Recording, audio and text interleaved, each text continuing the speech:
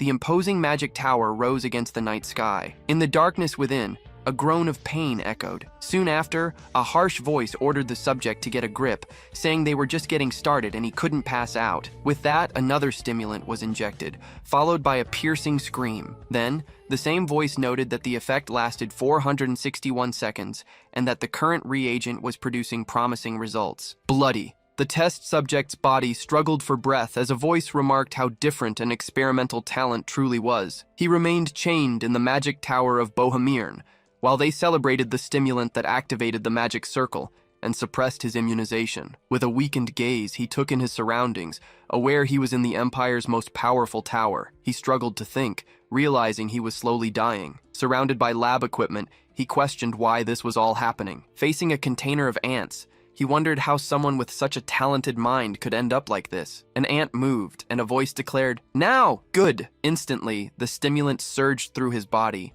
causing an expression of extreme pain. In agony, he screamed for them to stop as a purple energy enveloped him. With his chained and bloody hand, he begged desperately. The Tower Master complained about the noise, demanding a report when the experiment was finished, and a subordinate promptly complied. Hanging and wounded, the prisoner struggled to breathe. He wondered why he was dying here, in the very place he had always dreamed of being. Someone grabbed his face, ordering him to get a grip. In a mocking tone, a man asked Verdun how he was feeling, claiming he had no magic talent and only bragged about being smart. That was why, Weller explained, the young man's life force and knowledge were being extracted in this secret lab. Then, he goaded him to act like his old self, telling him to talk like the smartass he was. A voice commented that he probably couldn't even pass out in this state. Meanwhile, another person asked if he could still hear anything. Weller pressed on, asking if he was deaf and what he was looking at. Just then, he noticed the experimental ants were loose. He scolded his subordinates for failing to contain them, receiving only clumsy apologies. Angrily, he called them idiots and stomped his foot. Then, he considered the subject. He was like an insect, unable to break a single chain without magic power, which made him an excellent S-level specimen. Soon after, a voice revealed that Verdun's friend, Rovelin, had entered the tower with a sponsorship to study abroad, and the others mocked him for having such a friend. Amid the chaos, he wondered why all this was happening, his eyes landing on a crushed ant on the floor. Verdun smiled bitterly. He finally understood everything. Seeing this, the researchers laughed, and the young man tried to speak. Weller asked what he was mumbling. In response, he screamed in fury, convinced this was all happening because he was weak. All of this misery had started 15 years ago. He grew up in an orphanage, dreaming of becoming an incredible mage. He entered the tower as a common worker, but that dream never came true. That was because his growth limit was rank 1. At age 7, the magic compatibility test revealed his complete lack of talent. It was a death sentence for his dream. Even so, Verdun didn't give up. His only dream was to become a mage, so he secretly studied spell books while working in the tower. He also pored over countless volumes from the library, confident in his intellect, even if he lacked magical power. A few years later, his genius was finally recognized, and he earned the position of researcher at the Magic Tower. A colleague praised him, saying he was more than a genius and capable of feats that even Tower Master Balrog would acknowledge. It was then that he realized his mind wasn't just talented, it was something close to true genius. He thanked Lucard, stating that he still needed to prove his thesis before presenting it, but something made him hesitate. He asked if he was the first person his colleague had shown it to, and the answer was that he was the only one. With the validation of his closest friend, he felt he could finally become a scholar of magic, leaving his past as a mere laborer behind. He then declared that the thesis was his, reporting that it had disappeared the day before the presentation, and that Lucard had submitted it under his own name. Balrog Bessias, the Tower Master, asked if he was the author of the multi-dimensional continuity theory,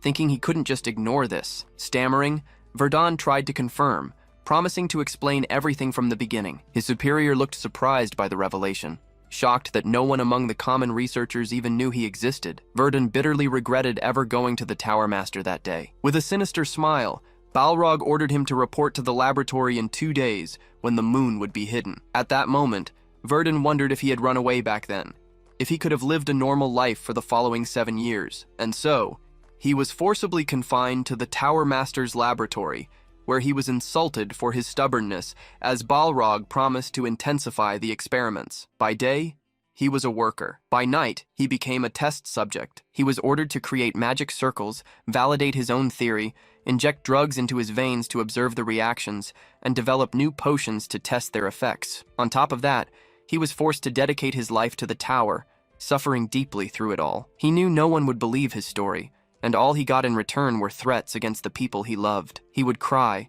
covered in blood, believing it was all over. As he lay in his cell, he wondered what else he could possibly do. A memory flashed through his mind. A young Ravelin calling out to him as they played, telling him to hurry up while he asked his friend to wait. Then he remembered being called worker by a mage and answering immediately. Another memory surfaced. Ravelin, inviting him to become great mages together, sealing a promise between them. Yes, he thought, everything could have been different, as memories of the promise and the tower group mixed together. If his growth potential had been just a little bit higher, maybe he would have had a different destiny. As the memory faded, he stared down again at his own bloody hands. Suddenly, he was back in the cell, staring at the bars with a look of fear. A hand tossed something onto the floor, and a voice ordered him to confess everything. Covered in blood, he heard that this was the end. Then he noticed the cell floor was swarming with ants. Verdun heard that sound again, the one that always appeared when they tested him. He thought he had no strength left. Maybe it was better to just die. On the ground, a crushed ant caught his attention, as a voice asked if he really felt that way, insisting it wasn't over yet. The question was repeated, and the ant swirled in a dark mass, reminding him of revenge and survival. His body trembled, but the voice commanded him to endure, to grit his teeth and bear it all, again and again. Then, he would be reborn, never to be stepped on again, destined to wield a great power. A cloaked figure with its back to him appeared before a glowing magic circle, as the voice declared that he would surpass his limits. Clenching his fist, he silently agreed. Gazing at the moon through the window, he knew this wasn't over yet. He had to sharpen the blade of his revenge, one he had honed for 7 years, until it was perfect. He figured that if he could solve that final unsolved problem, everything would change. Faced with a greater power, he realized an intelligent mind alone was not enough. So he decided to defy fate, redefining his theory and creating an unprecedented method for body reconstruction. And so, with a bloodied hand, he activated the theory that defied the heavens. The magic circle on the floor glowed, a sign of what he would do the next day. Wounded, Verdun glows with an aura as he declares that tomorrow he will shatter his limits. An intense energy emanates from his hand, revealing his theory of body reconstruction was completed by accepting death. Meanwhile, kneeling in his cell, he thinks that now all that's left is to prove his theory. He reflects that he needs an artifact to cast magic just once, even if his body, devoid of mana, shatters in the process. With a determined look, he vows that the following night he will reclaim his freedom. The long night fades, giving way to dawn over the magic tower, the day to put his plan into action. At that moment, a key turns in the door's lock. It opens, and a voice orders him to clean the alchemy lab. Weller appears, mocking his condition and demanding the place be clean before the festival. With a bruised face, he just stares back in silence. Finally, he answers yes, and walks toward the light outside the cell. In the lab, he begins cleaning with a cloth and a container. Soon after, he turns in surprise upon hearing someone ask if he's cleaning alone. It's Ravelin,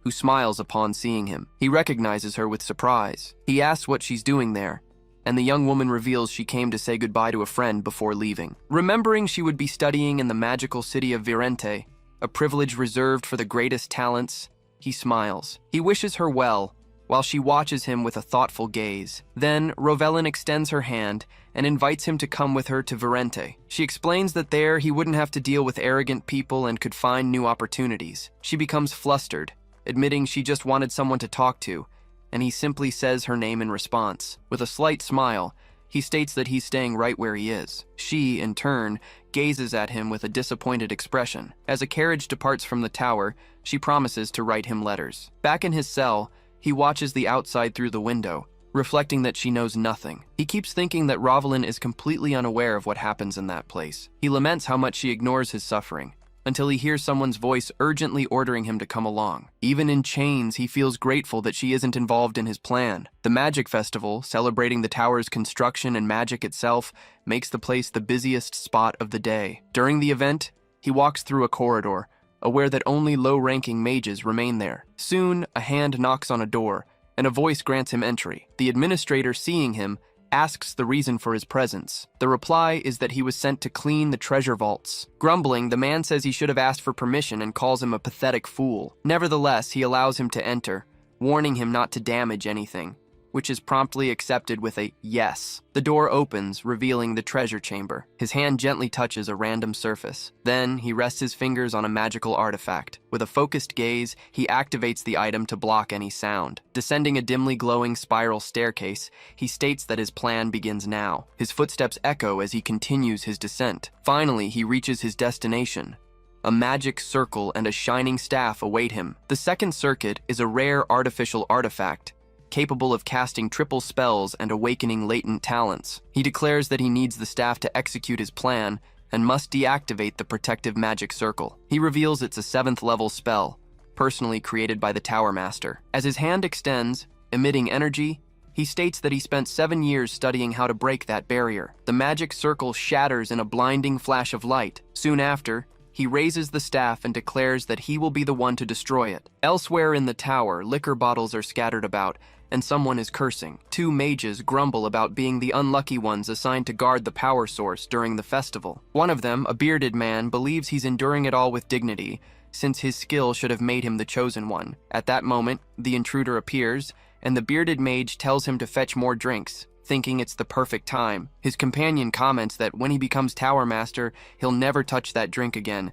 making his colleague laugh. With the staff in hand, the newcomer gives a determined look. The bearded man, excited, enthusiastically accepts the challenge of becoming Tower Master. Suddenly, the other one looks to the side in surprise. Not understanding, he asks what he's doing. Seeing the staff being wielded, he yells furiously at the young man. Taken by surprise, the young man hesitates at the unexpected reaction. Irritated, the mage grabs his own staff and threatens to fix the intruder's foolish mind. Then, he casts a level 3 spell, the fearsome Titanic Wave. Seeing the spell approach, his opponent faces it firmly, recognizing the attack's power. In response, he summons an earth lance against the advancing spell. The green-haired mage watches in shock as debris flies around.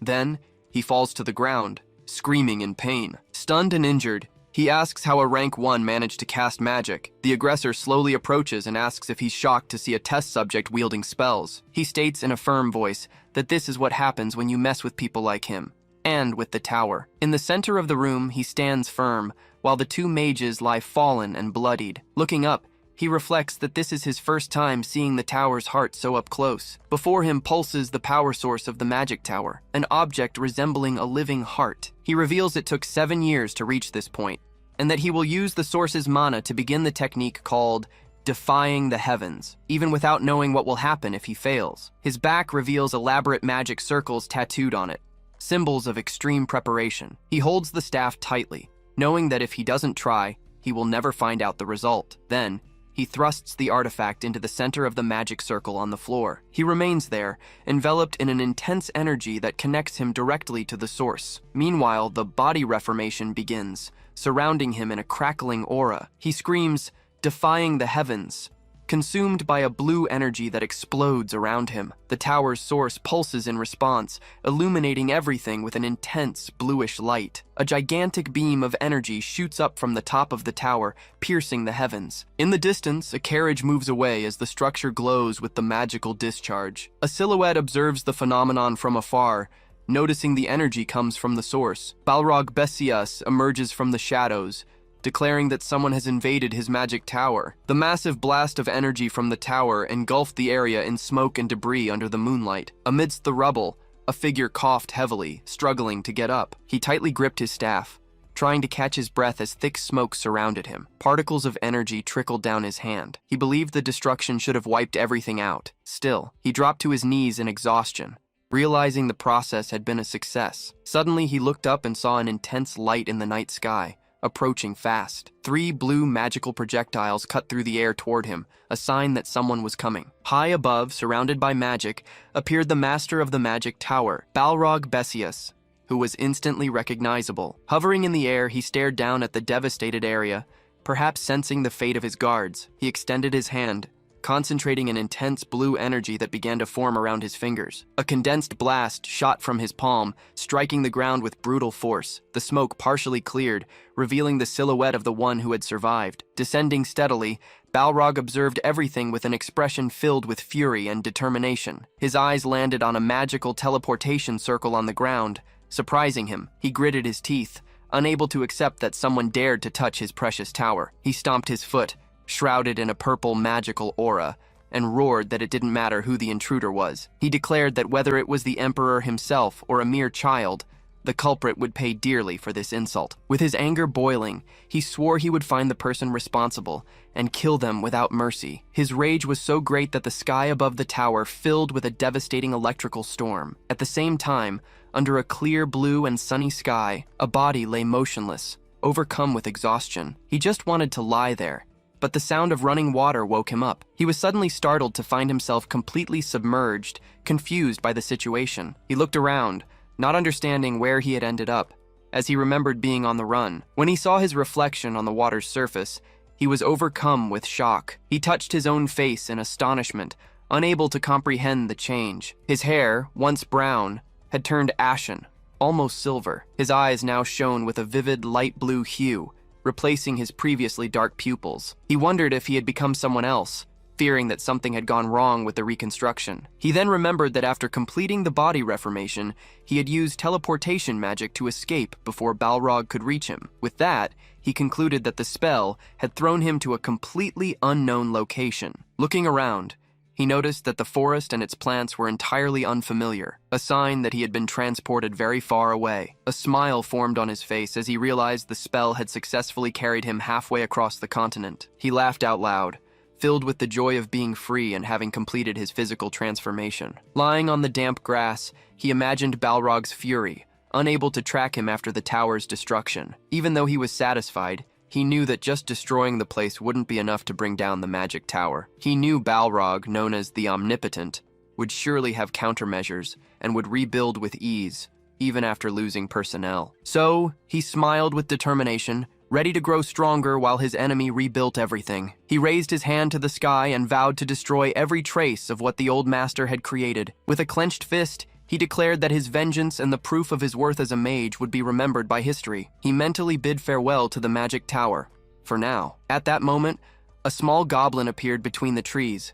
carelessly chopping wood. Now dressed, he raised his hand and cast the spell, Windblade. The cutting gust hit the goblin, who let out a surprised cry as it fell. He observed the motionless body and the blood-stained grass. Despite the transformation, he felt no real difference in his power. He concluded that something was wrong with the reconstruction, as neither his mana nor his body reflected what he had expected. Not understanding the reason for the failure, he found the situation problematic, especially being so far from any village. Just ahead, he spotted tracks on the ground. Crouching down, he carefully examined the skid marks of a cart and a discarded box. With a gesture, he activated mana detection on the object, determined to find its owner. A strong blue aura erupted from his hands, revealing a magical trail that spread through the forest. In the distance, a cart pulled by 2 horses was racing down the path at high speed.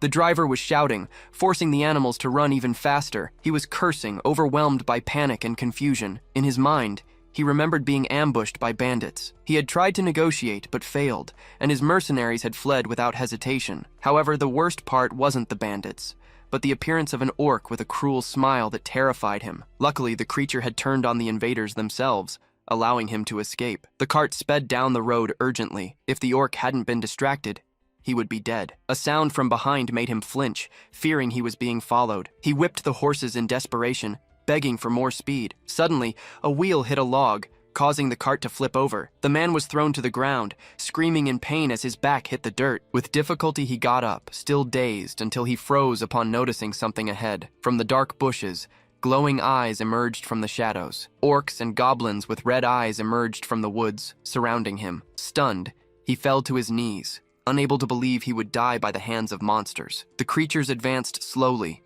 ready to attack him. In a desperate scream, he accepted his fate and closed his eyes. In the next instant, an earth wall rose around him, trapping him and blocking the monsters. Atop the wall, his savior watched, realizing he had forgotten to leave an opening for air. One of the larger orcs grinned menacingly, its red eyes glowing intensely. From the top, he assessed the situation, aware that he needed to act before the man suffocated. He gathered energy in his hands and conjured a fireball, recognizing this would be his first real battle. The orc roared in anger at the wall of earth, its eyes blazing with hatred. With a cold smile, he extended his flaming hands, eager to truly test his new abilities. Verdun unleashed flames that consumed the surrounding trees. He fired multiple flaming arrows, engulfing his enemies in fire. In the midst of the blaze, a larger orc stood out among the goblins. The enraged monster roared as the others fell around it. Then, it charged toward the archer, who watched from a distance. As he conjured multiple magic circles in his hands,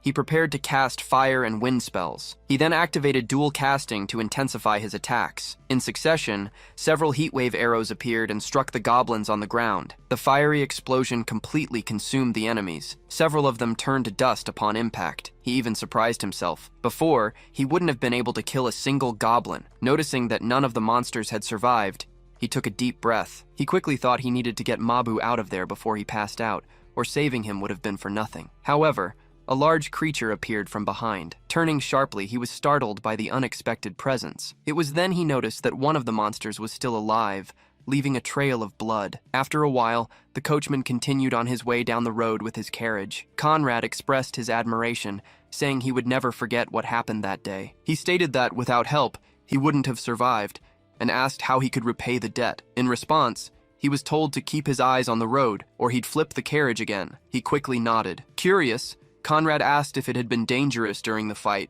but the other man thought he talked too much. Still, he admitted to himself that it had been a little dangerous. Noticing another monster was still alive, he prepared to attack, a blue glow appearing in his hand. Then, a wind slash struck the creature, splitting its head in half. With a slight smile, he commented there was nothing to worry about. The coachman then asked if thieves ever appeared around there, and was told he'd never seen any. Observing the surroundings, he realized the forest was under the control of Baron Pythe. Conrad explained he had a connection to the Baron, and that the thieves in the area had been defeated. The traveler thought the coachman's luck had run out, since the teleport had brought him straight into Pythe's territory. He then decided to hide his identity and grow stronger, as the magic tower might be looking for him. Brought back to reality, he realized he hadn't introduced himself yet. Asher smiled, revealing his own name. He explained he would only use Verdun when facing the leader of the magic tower, just as the Baron's estate came into view. That night, a shocked man asked Conrad what had happened to him. Laughing, he replied that he'd lost weight running from orcs. The man asked if he was okay, since thieves and beasts had attacked, but Conrad said it wasn't his fault. The man noticed Asher, asking if he was the mage who had saved his friend. He added that he couldn't just stand by in the presence of his savior. Without hesitation, he told him to enter the castle. Bowing, the young man gave his thanks for the clothes, food, and a place to sleep. Baron Pythe smiled, welcoming him warmly. He then introduced himself as Henrod and invited him to sit. During the meal, he asked if the food was to his liking, receiving an enthusiastic compliment in response. He then offered 5 million coins for the help provided, but said he needed something important in return. In a direct tone, he proposed a job and guaranteed a good reward. Thinking about his need for money and training, the mage showed interest and asked to know more about the mission. Henrod explained that bodies had been found, and a neighboring town was in ruins. He continued, revealing it was the work of bandits. However, no clues had been left behind, as if the criminals had vanished by magic. The Baron then speculated they might have a mage among them, and his guest asked when the hunt would begin. Smiling calmly, the nobleman replied that they would leave in 4 days. At that moment, a knight introduced himself as Enoch, the commander of the operation. Soon after, Harris and the young Peric also identified themselves, greeting the newcomer. He, in turn, replied politely, saying it was a pleasure to meet them. Although the offer seemed unusual, he considered it a valuable chance to pay for his stay. The host, meanwhile, denied any intention of exploiting him. Curious, the mage asked Enoch if the others would also be part of the mission, and received confirmation that they were all adventurers. The commander explained that the group had formed because of rumors about a strange orc. The payment for the hunt was high, attracting even gold-rank veterans. These adventurers can wield energy and, according to rumors, can slice through mountains. Walking amidst his thoughts, the young man wondered why they still needed him with 3 experienced knights in the group. Just then, Enoch asked for his help to confirm if there was truly a mage among their enemies, which raised another question: why was he essential? The commander explained that level 2 mages are equivalent to knights, but their long-range spells make them difficult to approach. He reacted with surprise, realizing this would be a major problem. Meanwhile, the mage stopped, observing the silent forest surroundings. Pointing to a magic circle ahead, he began to prepare to dispel it. Suddenly, several red circles appeared in response. The team was surprised by the sudden appearance of magic, questioning its existence within their controlled territory. Calmly, he explained that the spell he detected was a camouflage, and the barrier was a warning. He then asked everyone to fall back so he could safely disable it. A blue glow enveloped his hand as he attacked the new red circle. Enoch watched attentively, observing every move with astonishment. Internally, he wondered how that mage could undo such complex enchantments with such ease. Explorers are guild members who take on quests across the continent. Death is their constant companion, but skill can bring wealth and fame. However, some are corrupted by desire and become bandits, turning their blades against their own kind. One of these outlaws, Varya, was venting his frustration in the forest beside his companion. Both were lamenting the mess from their last raid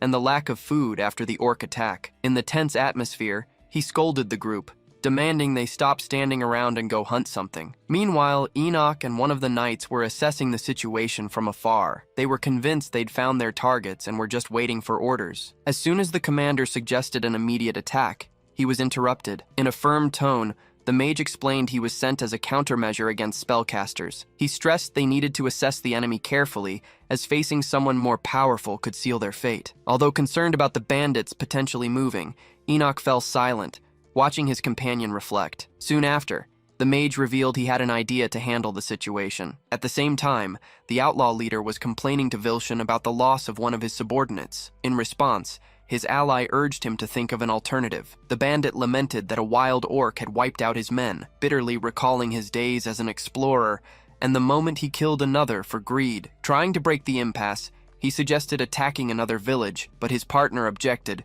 reminding him the Baron had been furious about the bodies left hanging from the trees. He also warned that their concealment magic was fragile and mentioned the city of Martes was nearby. He was talking about raiding the village when a blast of energy split the air. In shock, he realized flames were surrounding him on all sides. An immense wave of fire and light swept the area, revealing a magic circle around Varya. The criminals realized they had been discovered by magic, not by chance. The magical assault spread, hitting several members of the group amid the chaos. In the confusion, Vilshan screamed in pain, his face wounded and his staff in hand. Startled, the leader approached and saw him on the ground, injured. He quickly understood that the mana barrier was fragile and dealt a brutal backlash to the caster. Just then, the mage stated he would handle the enemy after assessing his strength, and the commander listened intently. Enraged, the bandit chief yelled that the Baron must want them dead to have hired a mage. Determined, he declared the noble's plans would fail and charged forward with a ferocious attack. His sword and Enoch's met in a clash of steel.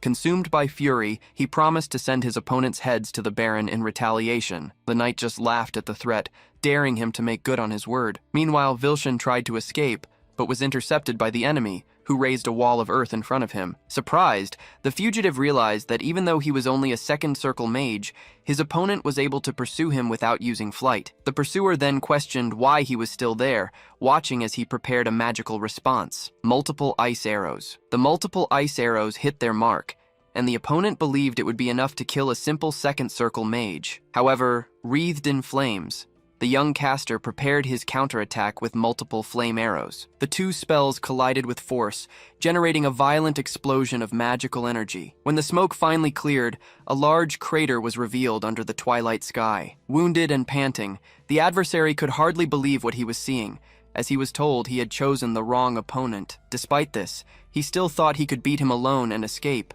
even with the disadvantage against the knight. The fire mage then faced him firmly and declared he would not allow him to escape. Faced with such determination, the enemy acknowledged the young man's talent, praising his confidence and mastery of such complex spells for someone so young. With eyes burning with rage, he thought the other could never imagine being defeated right then and there. He then shouted the name of the spell, Falling Ice, summoning immense shards of ice around him. As the frozen blocks descended violently, his rival remained calm, observing everything with a serious expression. In that instant, a colossal cube of energy appeared, completely blocking the enemy's magic. Surprised, the ice caster was left speechless, unable to understand how it was possible. Soon, pillars of earth rose from the ground, crashing against the ice and shattering it to pieces. In disbelief, he realized the young man had managed to stop his most powerful spell. The mage then raised his arm, summoning earth spears that surrounded the battlefield. His hand glowed intensely as he prepared the final blow. Next, his technique caused thorny branches to shatter the remnants of ice in the air. Stunned,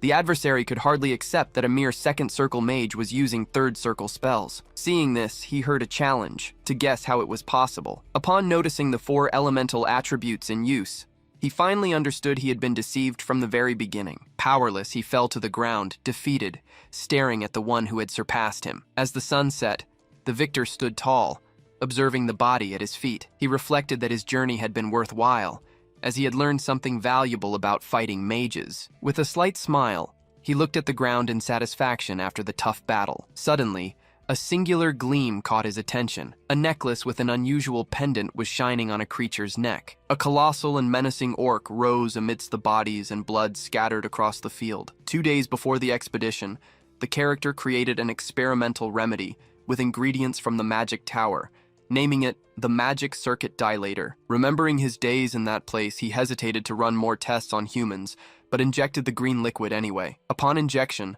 a loud noise and a thunderous scream filled the room. Because of it, he reached the 3rd level, proving the experiment was a success. Meanwhile, Asher observed the lifeless body of an enemy, wondering how to prove his worth, until something caught his eye. He approached and noticed a wand lying nearby, wondering if it was the same one his opponent had used. He then activated a magical assessment on the object. The wand reduced casting time and increased the power of ice spells, a very useful combination for his combat style. Just then, Sir Peric arrived in a hurry, visibly relieved to see his ally was safe. Even though the fight against the strongest enemy had been long, he was pleased with the outcome and surveyed the aftermath of the battle. Asher then asked if all the bandits had been defeated. He was told that only the leader was still fighting, engaged with Enoch. As they prepared to leave, the knight asked for permission to ask a question. He then asked what would be done with the belongings of the defeated enemies. Excitedly, he explained that their leader had allowed them to take any item of interest, as long as it wasn't essential to the group. Thinking of Baron Pythe, Asher concluded the wand would be put to good use in his hands. Shortly after, he received praise from another knight, who thanked him for preventing more losses. Asher replied that it had been a valuable experience. Meanwhile, one of the tied-up bandits was in shock after discovering Vilshan had been killed, believing it to be impossible. Despair took over as he imagined being taken to their leader and executed, something he refused to accept. For that reason, he decided he had to escape. At that moment, Asher and the knight with him were just watching. As he lunged forward, the prisoner ferociously attacked one of the guards. Angrily, he shouted for them to get out of his way. He thought that without Vilshan's magic, there was no way to break through the enemy's defenses, leaving him only one way out. He then vowed to kill the knight, steal his horse, and escape, charging at him. The tension was palpable. He gripped the knife tightly, consumed by desperation. In that same instant, the knight blocked the blow with his sword. As a result, the attacker reacted with surprise, never imagining his plan would be foiled so quickly. The bandit was thrown into the air, completely shocked by what had just happened. As he fell, he saw his sword fly away, realizing too late that he had let it go. He then hit the ground hard and was restrained by 2 soldiers, while the knight berated him for throwing away his weapon and showing no pride. The warrior smiled, mocking his words. He said that pride is something reserved only for the living. He then apologized to his colleague for the unpleasant scene. Enoch explained that he didn't usually fight that way, but regretted not having time to be more careful. Asher, in turn, praised his companion's performance. Curious, he asked why he had spared the bandits. In response, the other mentioned he'd heard there were familiar faces among them. He further explained they might be survivors from an attack on the city, and they would be taken to the castle to confirm their identities before their fates were decided. At that moment, a soldier ordered everyone to prepare for their return and to move the prisoners. He then pulled on one of the tied-up men, who resisted forcefully. Another captured bandit tried to flee in desperation, fearing he would die like this, but was stopped by a firm command. As the fugitive struggled, the soldier promised to take care of him. Just then, Asher intervened and told them to wait, sensing something was wrong. The bandit was pleading for help, while the 2 listened to his desperate cries. Suddenly, a red glow enveloped the soldier's body. He asked if anyone else could smell blood. As the group remained on alert, something was thrown toward the guard. He instinctively protected himself. A moment later, a head rolled across the ground, leaving a grotesque trail of blood. The scene stunned the group. They wondered what it could be. Some guessed it was an orc, but they couldn't believe it. Asher considered the possibility and questioned if it really was an orc. He reflected that perhaps the previous adventurers hadn't been able to defeat it. With a shiver, he realized he could sense dozens of presences similar to that creature, understanding they weren't dealing with just one. He quickly concluded that this being must be the leader of the beasts. It looked like something he had faced before, with a smiling mouth and a colossal size. From its build, he deduced the creature had evolved. Then, the orcs began to move, launching an attack against the group. Enoch quickly ordered everyone into defensive formations, telling them to focus on the goblins first and leave the main orc for later. He then charged at one of the creatures and launched a direct attack. He felt the powerful impact and reacted in pain. At that moment, the orc was preparing to crush him underfoot. However, nearby adventurers launched a counterattack and managed to push the monster back. Seizing the opportunity, Enoch landed a precise strike with his sword. In a firm motion, he pulled the blade out, causing intense bleeding. Soon after, the orc fell to the ground as the group began to retreat. The creature felt the pain, with blood dripping from its mouth and chest. It then grabbed a small goblin with its hands. Meanwhile, the soldiers watched in shock as the creature devoured its smaller ally. A moment later, it spat out a blood-covered bone. Then it rose again, shrouded in a menacing aura. It was then that Enoch wondered if the orc had healed itself by devouring one of its own. With a grim look, he concluded they wouldn't be leaving this place in peace. Enoch yelled for everyone to prepare for battle as the orc rose menacingly. Then the creature threw its sword in a swift, unexpected attack. Harris saw the blade slice dangerously close to his face. He managed to block it, but wondered why the enemy would throw its weapon like that. The impact shattered his sword. Broken by the brute force of the enemy's weapon, shards of the broken blade flew towards him, scattering everywhere. A few fragments struck his face, leaving deep cuts and drawing heavy blood. Harris cried out in pain, his body stained with blood. Another companion, seeing this, shouted his name in concern. As Perrick called out to him, the monster suddenly appeared at his side. He then prepared to strike, vowing he would land the blow. But as he struck, he was shocked to find his sword stuck in the creature's muscles. He tried to pull it free, but couldn't, as the orc began to close in with its hands. Finally, the creature was hit directly in the face by another attack. Just then, Asher called Perrick over as rocks began to float around him. Sliding over, Perrick confirmed he was alive, but reported a new problem. With tears in his eyes, he asked what he should do now that he had lost his sword. Asher explained that after devouring the goblin, the orc's regeneration speed and physical resistance had increased. Perrick recalled striking with all his might to sever the creature's arm. He'd never heard of such a powerful orc, and wondered if it was a legendary entity. However, Asher refuted his theory, leaving him even more confused. Surprised, he insisted, saying such strength couldn't come from an ordinary orc. It was then explained that this creature possessed regenerative and strengthening abilities through consumption. Moreover, it could lead its subordinates and even drive them to madness. Other monsters also began to appear, reinforcing the threat. The orc's strength was so great that it surpassed even trained knights, completely different from others of its kind. Meanwhile, one of those knights was sent flying after being struck by it. Despite the threat, Asher smiled, saying that if this was all it had, the creature was too weak to be considered a special entity. Next, a hooded figure appeared, casting a spell. It was explained that common magic had a fixed limit.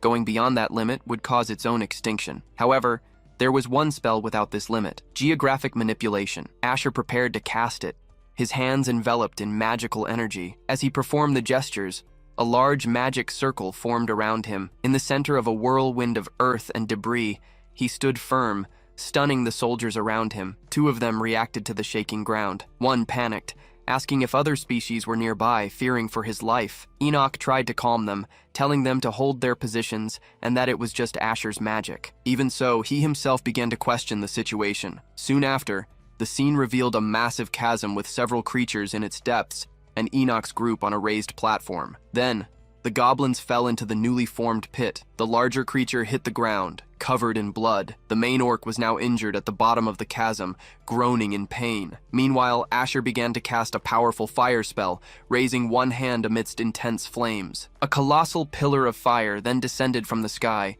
revealing itself as the third-tier spell, Flame Ball. Perrick rejoiced at seeing the enemies burn, finding it very satisfying, but was reprimanded to maintain his dignity. Asher watched. It was explained that geographic manipulation has no expansion limit, but few use it due to its high mana cost relative to its power. Asher lamented that the result was below his expectations, despite having enough mana to create a higher-level force. Suddenly, a roar startled Asher and the group. The main orc, still alive and shrouded in red energy, rose from the flames with goblins surrounding it. Perrick asked Asher what to do now that the orc refused to be burned alive, while Asher thought. Asher then cast a new spell called Wave. A blue aura concentrated in his hands, and the orc and goblins were engulfed by a powerful wave of water. Peric shouted Asher's name as he raised his staff with a determined look. Asher focused his magic to cast multi-ice arrows and winter gale. He floated in the middle of a magic ice circle, declaring he would freeze the orc to death. With the bitter cold arrows spell,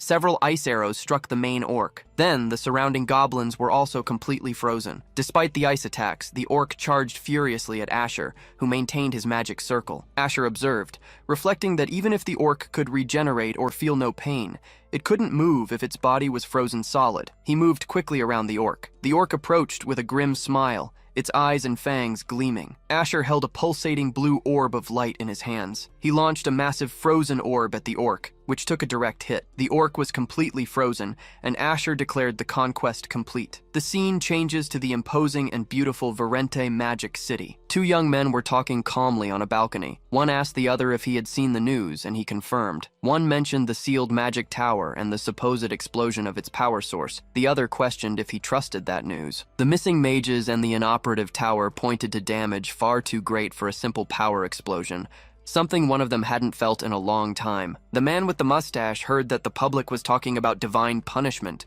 or a planned disaster. He was happy they had proven a theory, as he wondered about letters from the tower. Someone plotted to seal the Bohemian magic tower. The man with the mustache whispered that the tower wouldn't seal itself. He suspected it was attacked because of secret experiments. Suddenly, the man with the mustache spilled his coffee, visibly shaken after being grabbed. The hooded figure grabbed him, demanding he repeat what he said. He quickly asked what was happening. The red-haired woman, previously hooded, asked what happened. With a serious look, she asked what happened to the Bohemian Magic Tower. Everyone cheered for the safe return of the subjugation squad. After the mission's completion, the host lord threw a celebratory banquet in his territory. While praising everyone's deeds, a nobleman commented that he couldn't see Asher anywhere. Just then, he spotted him across the hall with a smile on his face. At that moment, the mage approached and asked if he had arrived too late. The host replied that he was right on time, offering him a glass of wine. After thanking him, the newcomer seemed surprised to see common soldiers at the banquet. However,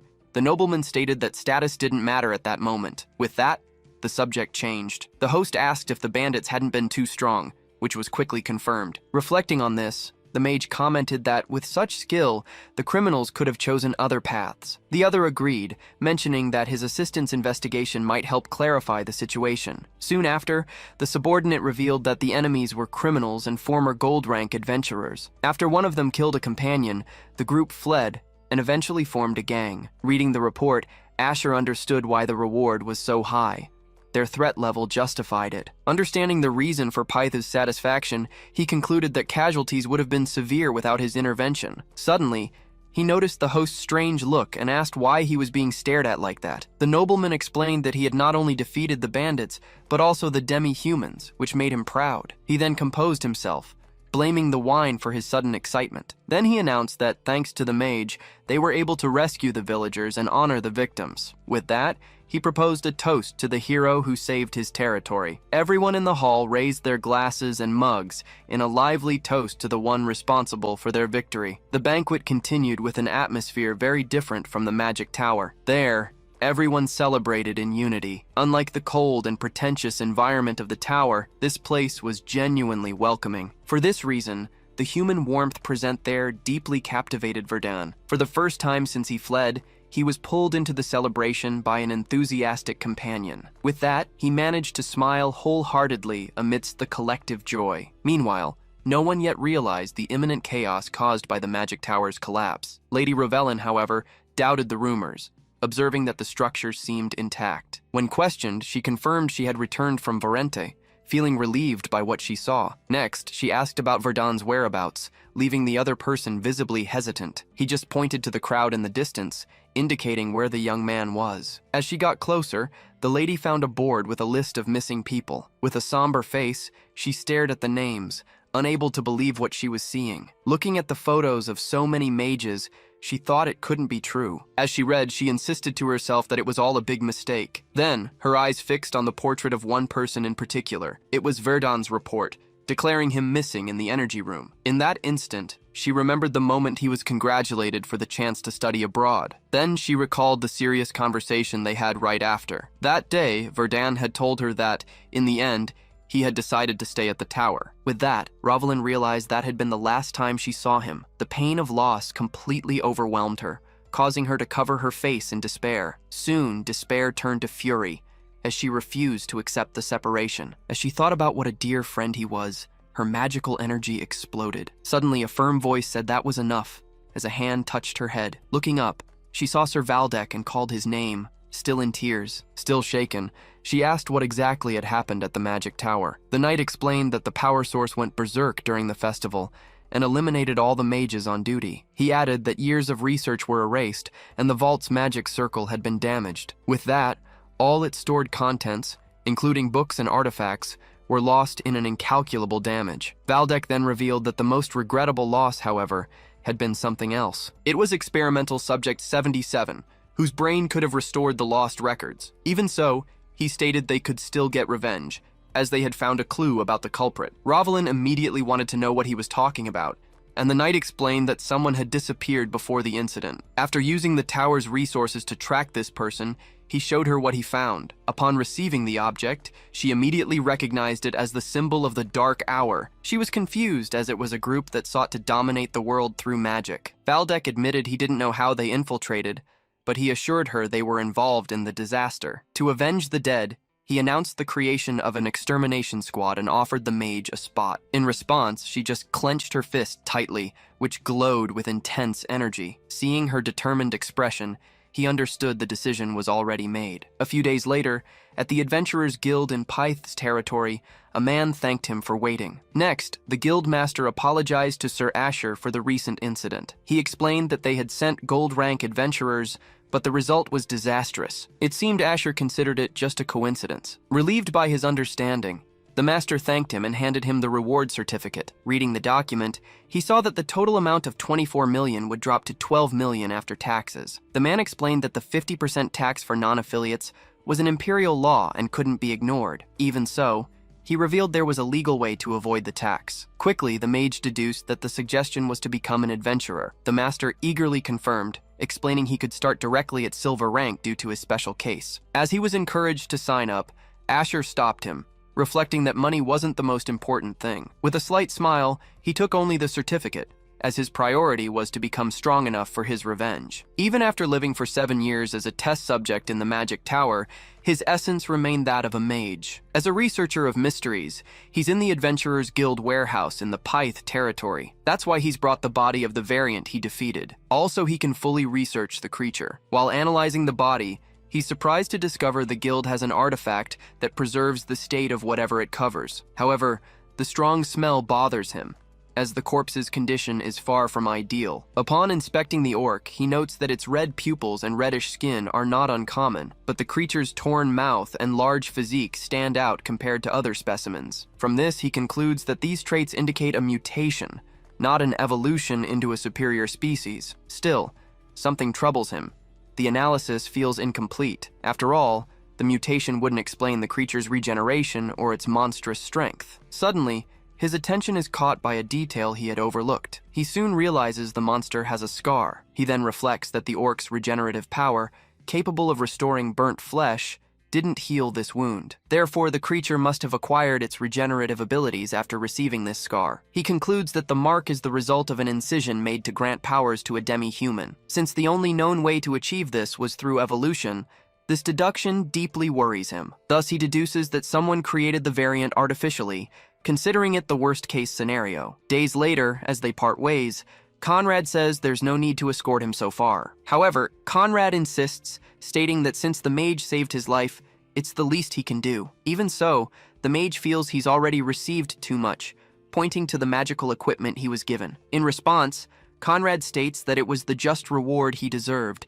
receiving a sincere thank you. Then, the traveler says his goodbyes and continues on his journey, while his companion wishes him good health. Right after, Conrad shouts for him to use his name at any guild branch, promising he wouldn't regret it. After parting ways, the mage casts a flight spell and swiftly crosses the forest. He soon arrives at the village on the border between the Pythe territory and the Martes barony. Dispelling the magic, he lands discreetly on a village street. While checking a map, He confirms that this is the only settlement between the city and the barony. Soon after, he buys a piece of fruit and calculates that resting there for a night would be ideal for his schedule. However, upon tasting the food, he senses something is wrong and mutters in annoyance. Overhearing a nearby conversation, he sees an opportunity to gather information and decides to listen more closely. Using the Whisper of the Wind spell, he discovers that the biggest problem at the moment is goblins. One of the villagers complains that the monsters took his livestock, forcing them to pay a high price for adventurers. As another tries to calm him down, he listens and wonders what goblins would be doing in this region. After all, they are pests that start with petty theft, but in packs, they can attack entire villages. Considering that calling for adventurers is the standard response, he disdainfully tosses the rest of the fruit away. Shortly after, the conversation shifts to a rumor about a monster in the forest, piquing his interest even more. Despite the village chief's order to keep quiet, one of the men prepares to tell the story. He begins by recounting that, a few days ago, a hunter went into the forest to check his traps as usual. Then, he heard a wild boar's scream and turned to see what was happening. There, he found a torn-mouthed goblin, bigger than an orc, fiercely devouring the animal. While the frightened villagers discuss this, the mage discreetly dispels the spell with a snap of his fingers. Reflecting on the unexpected information he just heard, he thinks about the torn-mouthed goblin. With a faint smile, he concludes that this could hardly be a coincidence. Thus, he turns his gaze to the mountains, his next destination now set. At that moment, a magic spear flies through the forest at high speed. It then strikes a goblin scout right in the eye. The creature's body falls heavily as two adventurers watch the scene from a bush. With the successful hit, Myrna boasts about her improvement to her companion, Toke. However, he scolds her for gloating over an easy target and reminds her they are still on a mission. Soon, the group's leader, Iris, asks their scout, Mild, if he has found any sign of goblins. He then points to a nearby cave, indicating that it appears to be the monster's lair. Looking closer, they notice that the bone totems indicate the presence of hobgoblins, a superior species. With that, Iris orders them to destroy the totems and warnings before entering, receiving the group's approval. She then casts a spell to enchant her companion's vision. Myrna, surprised, realizes she can see perfectly in the dark. Iris confirms that with this, they won't need torches, earning praise for her reliability as a leader. After preparing themselves, the adventurers advance toward the cave entrance. However, the leader stops suddenly, prompting a confused Myrna to ask what's wrong. Despite saying it's nothing, Iris senses a faint presence of mana and remains on high alert. In the distance, the forest remains silent, concealing someone's presence. Meanwhile, a rustle in the bushes reveals they were being watched all along. Inside a dark cave, a light source showed the way deeper. Just ahead, a few goblins were performing a ritual around a campfire. Suddenly, one of them failed to notice a glint of light from the tunnel's darkness. The next instant, an arrow pierced through one creature's head, shocking the one beside it. With that, the adventurers rushed forward to fight. The two warriors then jumped into the fray, cutting down the goblins with their swords. Meanwhile, the archer remarked that things seemed to be going well, but the mage warned her not to let her guard down. After the fight, the group gathered to look at the dark passage ahead. Myrna then offered to scout the path, and Iris asked her to be careful and send a signal. As she moved forward, the young woman found a path littered with goblin corpses. Suddenly, her expression turned serious. The swordsman asked what was wrong, and she replied that she had just heard something strange. From the shadows, an unknown silhouette slowly revealed itself. Immediately after, a massive creature rose from the ground. Startled, the entire group turned to face the figure that had appeared before them. In that moment, they all realized it was a giant, mutated goblin not mentioned in their mission briefing. Weapon in hand, Iris announced she would focus on taking it down and explain the plan. She instructed Myrna to hit the goblin's right eye, while Loki and Mild would buy time for her to finish it off. Following the plan, the archer leaped from a rock and readied her bow. She then took careful aim at her target. The arrow struck the creature's eye dead on. Seeing the monster react, Loki yelled for Mild to raise his shield immediately. Right after, they both charged forward together, their weapons enveloped in energy. However, as Loki leaped to attack, his blow didn't have much effect. In the middle of his advance, he realized something was wrong. The goblin's giant hand was closing in to grab him. Just then, Iris prepared a mana explosion spell. She then fired multiple energy spheres that struck the goblin's body. The creature reeled back, screaming from the impact. The attack was so powerful that it hurled another monster at them. Surprised, Loki shouted when he realized the creature had just thrown a goblin. At the same time, Myrna screamed for Iris to duck as the body flew right at her. From the shadows, Asher used an ability to deflect the projectile in midair. A blast of energy hit the flying goblin, changing its trajectory. The projectile then smashed against the stone wall, right beside the mage. Lying on the ground, she stared at the mark on the wall. At the same time, a new arrow was fired at high speed. This time, the shot precisely hit the giant goblin's other eye. With the impact, the monster finally fell to the ground, defeated. The group rushed to check on Iris, and she replied that she was fine. Though confused, the young woman noted that the goblin's trajectory had changed mid-air, saving her from a direct hit. Finally, Loki suggested they all head back to the village to collect their reward, since the mission was complete. Hidden once more, Asher watched the group leave and remarked that it was a good thing nothing worse had happened. Near the goblin's body, he revealed he had been following the group invisibly to observe one of the specimens. He concluded that while all the other specimens he'd found had a torn smile, this goblin was a different type. He then understood that, unlike the other variants, this goblin was just a failed experiment. As he watched the group, Iris instructed everyone to check the area for any remaining monsters. From this, Asher realized the mage was highly sensitive to mana, and it was no coincidence that she had sensed him earlier. He then lamented that he hadn't been able to gather any useful information from the creature. Suddenly, a voice startled him. A man emerged from the back of the cave, remarking that someone had shown up in his absence. Immediately, Iris demanded to know who the man was, and warned him not to come any closer. The newcomer introduced himself as the caretaker of the place they had just destroyed. He then explained that the creature had exposed the location by building a totem, as its brainwashing couldn't contain its instincts. Next, he asked the group if they had noticed any unusual behavior from the goblin. Faced with silence,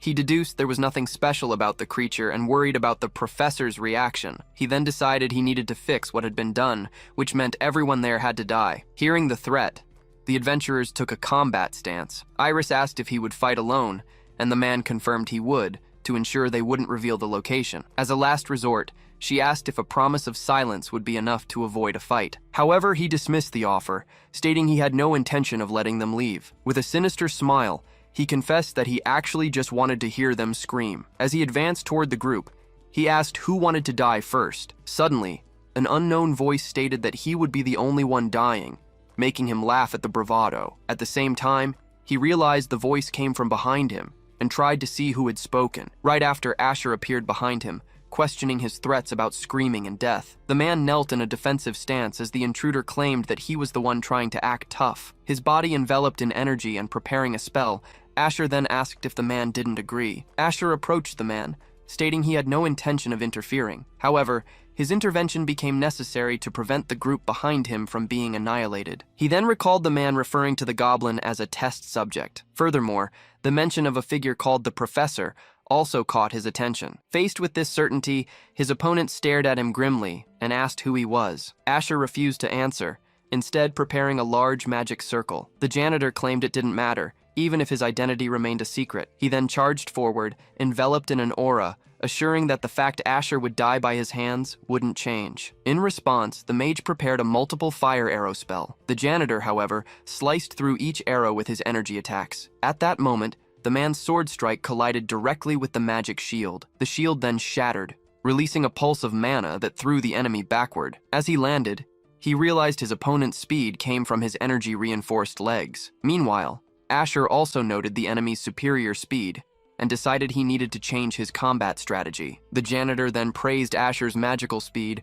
and announced that he would increase his own speed as well. With a challenge, he leaped off a wall to attack the mage directly. In response, Asher prepared a dual cast, combining the spells of Winter Gale and Ice. The ability to use ice and wind elements simultaneously surprised his adversary. With that, he fired a barrage of ice at his opponent. Despite recognizing the skill behind the attack, the man agilely dodged each projectile. He then leaped at Asher, claiming the attack was useless if it missed its target. The mage, however, remained still with his head bowed. Then, the janitor's energy strike passed inches from his head. At the last second, Asher leaned back and completely dodged the attack. The dodge surprised both the enemy and Iris, who couldn't understand how a mage could react with such speed. Immediately after, he activated an ignition spell, enveloping himself in fire. In that instant, a massive fire explosion engulfed the area where the janitor stood. After the explosion, rain began to fall on the scene. Amid the storm, the enemy realized he'd been lured into a counterattack and swore the trick wouldn't work again. Asher then questioned if traps would no longer work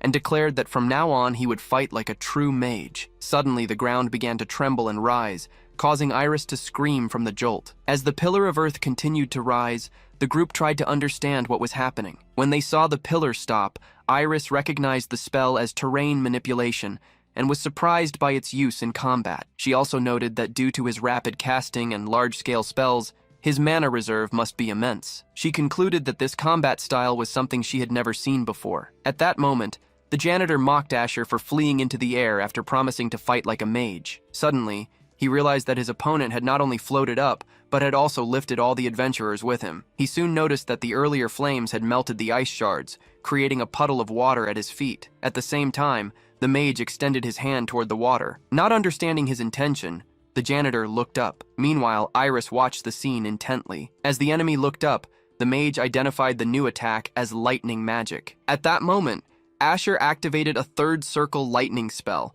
one that few academy professors could use. The spell's energy was so intense that he needed all his effort just to control it. Surprised, the janitor questioned Asher's identity, wondering how he could use fire, ice, wind, and even the lightning element. Then, Iris realized the young man was using a triple cast to combine the elements all at once. The combined attack resulted in an explosion that kicked up a huge cloud of dust. The smoke slowly began to dissipate. Once the dust settled, the mage floated down to the ground and asked the janitor about a similar orc. He then questioned if all the creatures were related to the professor. Fallen and wounded, the man understood that Asher was responsible for what had happened to the orc. With a smile, he asked if the young man had come from the Ark. At the mention of the Ark, Asher was visibly confused. The janitor told him he didn't need to know, but the mage demanded the professor's location, revealing his interest in the experiments. Despite recognizing the danger, the man began to reveal the professor's location. However, in a sudden turn, he decided he would die along with Asher and spat something from his mouth. At the last instant,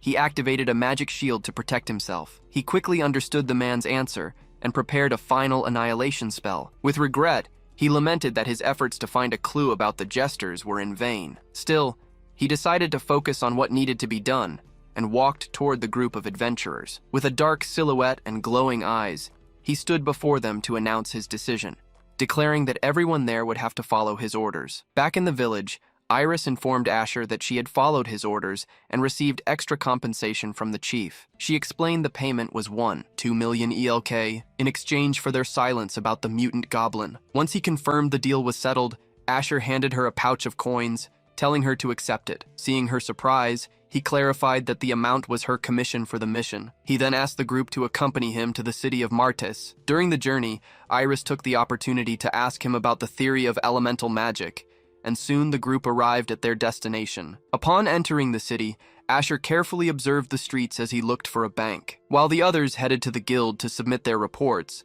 Iris was tasked with guiding him. Since he wanted to sort out the bounty and open an account, she suggested they go to the city hall first. Confidently, she took the lead, claiming she knew Martes very well. From a distance, the rest of the group commented on how calm their leader seemed, even after what happened in the cave. Their first stop was Martes City Hall, which was responsible for managing bounties. At the entrance, a guard tried to stop him because he didn't have verifiable identification. The situation was resolved when he presented Baron Pythe's guarantee. Inside the building, an official greeted him enthusiastically, stating he had already heard of his deeds. His gratitude stemmed from the fact that his family lived in the Baron's territory, which Asher had protected from bandits. Unexpectedly, the man also granted him a new identification document. Thanks to this, he was able to open a bank account without any trouble. He still had his old account in Viente, but he knew that using it might attract the attention of the Tower Master. With that in mind, he chose to be cautious. Next, he visited a blacksmith, asking to have his weapon reforged into a staff. The blacksmith estimated it would take 3 days to complete the job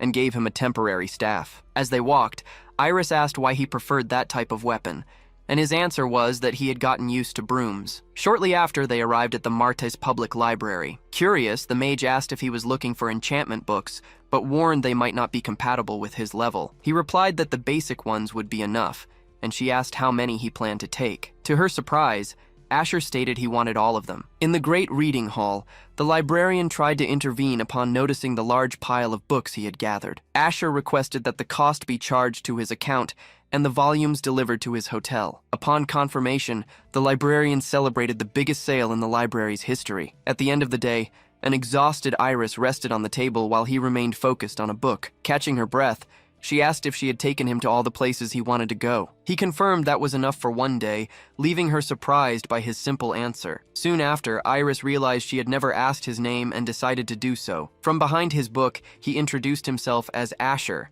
but said she could call him whatever she liked. She accepted his suggestion and asked if they could speak more casually. Seizing the opportunity, Iris finally asked why he had been in the cave. The question left him thoughtful, without an immediate answer. After some thought, he decided to give a vague excuse, saying he was chasing that man. Hearing this, she seemed to understand the situation. Then she remembered the questions he had asked about the professor inside the cave and began to put the pieces together. Asher commented that although he hadn't accomplished much, the day had been long enough and she should get some rest. Still, Iris offered to accompany him since he was new in town, but he declined the offer. On the street, she said goodnight, telling him she would see him the next day. As she walked away, she quietly celebrated the end of a long day's work. A moment later, she threw herself onto a bench, murmuring that he was truly a strange man. Reflecting, she acknowledged his magical mastery, capable of manipulating all elemental attributes with an immeasurable mana reserve. Furthermore, he understood theories superior to those of many professors, and even had a talent for teaching. His face also suggested he must be quite popular. Even so, when talking to him, his posture was stiff, almost like a scarecrow. Suddenly, she held her face in confusion as the image of him kept appearing in her mind. She then concluded that he was the most skilled mage she had ever met, a rare talent. Determined, she decided that the next day she would ask him even more questions about elemental magic. Just then, a distant explosion caught her attention. She turned sharply toward the sound. She soon realized the Lorix Hotel was in flames. Immediately, she remembered that was where Asher was staying. Amidst the fire, a human silhouette was floating in the air. Iris stared at the scene, unable to believe her eyes. The figure in the middle of the fire was revealed to be Asher, his eyes glowing intensely. In a laboratory, a hooded figure informs a man in glasses that Sergen is dead. The man then asks who killed him, and the hooded figure replies that they found traces of offensive magic. Upon hearing that someone else murdered him, the man throws a vial in the hooded figure's face. After that, he warns him not to play dumb. With a serious look, he repeats the question of who killed Sergen. However, the hooded man explains they haven't confirmed the culprit yet, and the man laments Sergen's loss before asking about the test subject. The subordinate then confirms that all traces of Sergen and the test subject have been completely erased. At this, the professor criticizes him for not also taking care of Sergen's killer. At that moment, he connected the deaths of the goblin and Sergen to the silence from the two test subjects in the Pytha Barony. With the experiment nearly complete, he wondered if the ARC group had already discovered them. He then orders the hooded figure not to return until he has killed the person responsible. The messenger then leaves, determined to find the culprit at any cost. Meanwhile, at the hotel, Asher was practicing basic enchantment magic when a voice greeted him. As he continued to practice, the voice warned him to fall asleep quickly, as his last moment would be when he lay down. Suddenly, the hooded man, hidden under the bed, found the silence in the room strange. Seeing the Earthbone spell forming, he reacted with surprise at being discovered. With that, Asher attacked him directly with his staff, forcing him to jump back in shock. Immediately after, the enemy floated in the air, enveloped by an intense fiery aura. Amid the crowd, the assassin noted the use of explosive magic in a confined space. Because of this, he concluded that Asher was a third-level mage and decided to retreat for now. To cover his escape, he started shouting about a terrorist attack, spreading panic among the people. Asher ordered everyone to flee and report the incident to the guards immediately. Amid the chaos, he wondered how the assassin had managed to evade his magical detection. He soon realized the enemy had made a mistake by being too hasty. By completely erasing his existence, his presence became even more visible to Asher. He had become like a dark hole on a blank page. An attack then struck him head-on. As he fled, the assassin wondered how he had been sensed and what the Ark had sent, shocked by his opponent's lack of hesitation. Unconcerned, Asher prepared a magic arrow spell. The enemy then dodged the projectiles while running down an alley. The assassin leaped back amid the debris,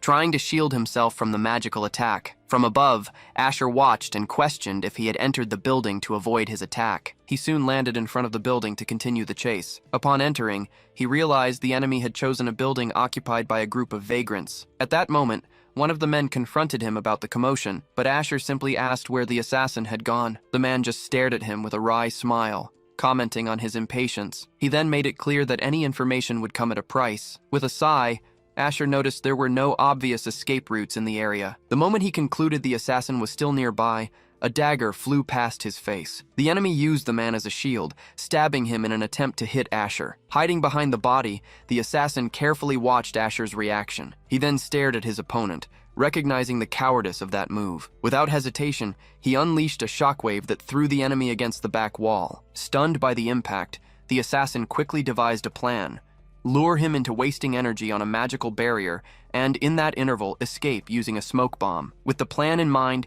he leaped forward, armed for the final attack. As he waited for Asher to raise the barrier, he was surprised to see the mage remain motionless. Suddenly, he recognized the Earthbone spell forming. To his surprise, the mana was concentrated at the tip of the staff, not on a defense. In that instant, he understood his adversary also mastered close-quarters combat. The impact struck him head-on, forcing him back. Then, the spell suspended him in the air, immobilizing him. Desperate, the assassin resorted to his last option, a smoke bomb. The explosion covered the entire area in a dense fog. To dispel the black veil, Asher conjured a whirlwind. The smoke dispersed quickly, revealing a trail of blood on the floor. Suspicious, he wondered if the enemy had truly escaped. Suddenly, a firm voice interrupted him, ordering him not to move. Surrounded by guards, he was informed that he was under arrest for arson and acts of terrorism. Even as the city of Martez slept, the incident report was being carefully summarized. Mayor Henry Dacre then questioned whether Asher was truly responsible for the act of terrorism. Soon after, an officer clarified that he appeared to be the victim of an assassination attempt that led to the confrontation. The guild master, Oscar, then explained the case seemed linked to another incident, and he was therefore personally overseeing the investigation. The mayor then showed concern for the newcomer and asked about the damages. In response, the officer reported that only the top floor of the inn was destroyed and a wanted criminal had died, but the assassin was still at large. He also mentioned the testimony of an adventurer who found a mutant goblin and an armed attacker in a cave. However, Oscar revealed that when they visited the site, they found no trace of bodies or goblins. The area was completely empty, with no sign of monsters or creatures. Therefore, the mayor concluded that an organized group was targeting adventurers and worried about the possibility of more incidents. Next, the guildmaster confirmed the suspicion and explained he tried to assign a bodyguard to the young man, but ran into a problem. He revealed that a rumor had spread through the city, causing adventurers and soldiers to refuse to protect him. Faced with the situation, the mayor decided he would speak with his own knights about the matter. The next day, in the city hall reception, Asher waited with his new staff, which had been completed quickly. Then, just as he thought about starting the chase, a voice announced his entrance into the room. A knight then introduced himself as Jason, the vice-captain of the Martes Knights, and informed him that he would act as his bodyguard. He then asked if there were any questions, while the young mage watched him in silence. At that moment, the young man understood that the suspicions against him had been dropped, but he noticed the knight's youth. So he asked if he could leave, but Jason imposed the condition that he accompany him at all times. Still, he lamented the situation but agreed to leave, leaving the guard confused about their destination. After walking for half a day, the sun began to set. Exhausted, Jason finally asked where exactly they were going. The mage then recalled the condition, and as the knight complained about the hours of walking, he announced that they had arrived. Then, standing before a large building, he revealed that this was the place he intended to visit. Not understanding, Jason questioned why they had walked all day just to get there. But, without answering, the young man launched a huge fire explosion at the building. As the knight watched, shocked by the explosion, he explained that he was there to find someone. With a serious look, he revealed he was looking for the assassin who tried to kill him the day before. In response to Jason's question, he confirmed that the enemy was indeed at that location. Finally, he explained that he had managed to briefly touch the assassin's body to cast a tracking spell. He explained that the tracking spell, Trace, linked the target's mana flow directly to his own. Since the Trace spell hadn't been dispelled, it meant the assassin hadn't noticed it yet. As Jason was commenting on the power of magic, he suddenly noticed something unusual on the ground. The explosion had revealed the entrance to a hidden underground passage. Using his magic, the young mage confirmed that the target's trail led directly into the passage. He then asked him if he knew of that tunnel, and the knight denied it, explaining that the entrance to that zone wasn't there. Jason then understood the gravity of the situation, as an unmapped tunnel leading out of the city was a major problem. This represented a huge and dangerous flaw in Martes' security. With his sword in hand, the vice captain declared that they needed to seal that location immediately. However, the mage interrupted him, stating that the priority was to pursue the assassin before anything else. Even so, Jason suggested calling for reinforcements, but he refused the idea, explaining they would lose the target if they did. He then jumped into the passage, stating that immediate pursuit was the only right decision to make. The knight watched the dark passage, annoyed by his companion's attitude. With a shout, he ended up jumping into the tunnel, complaining about how all mages were so annoying. Soon after, the assassin began to walk down the long, dark, underground corridor. In his thoughts, he lamented having wasted so much time at the location. After escaping, he needed to heal his wounds, but the delay made him fear that the professor would try to kill him. Still, he dismissed the idea of fleeing, as he knew he couldn't escape the fangs of gluttony. With no other option, he entered a room, hoping the professor would have some mercy. Then, the figure greeted him with sarcasm, mentioning his now famous face in Martes. The man then berated him for creating a spectacle that alerted the mayor and the guild to their presence. He then demanded a clear and concise explanation of what had happened. The assassin reported that after setting up an ambush, he was detected and attacked by a large-scale spell. He then explained that even after using a smoke bomb to escape, the mage pursued him relentlessly. He then suggested his escape was only possible because of the knight's arrival, but the professor doubted that excuse. Suddenly, the leader seemed to understand what had really happened. Urgently, he ordered the assassin to take off his armor and burn it immediately. As soon as the armor was thrown into the fire, a magical tracking circle revealed itself on it. In that moment, the criminal understood that a spell had been cast on him during the fight. With a panicked look on his face, the professor shouted that they had been found. With no time to lose, he ordered him to destroy all traces while he took the specimen, and the assassin agreed. At that very moment, a huge fire explosion erupted from the tunnel entrance. Amidst the flames, the fugitive commented that the reaction from the trace had disappeared, finally realizing what had happened. Right after, the mage and the knight entered the room, and the enemy commented that it was too bad for them. With his staff in hand beside Jason, the young man then declared that it was too late. With the realization that it was too late,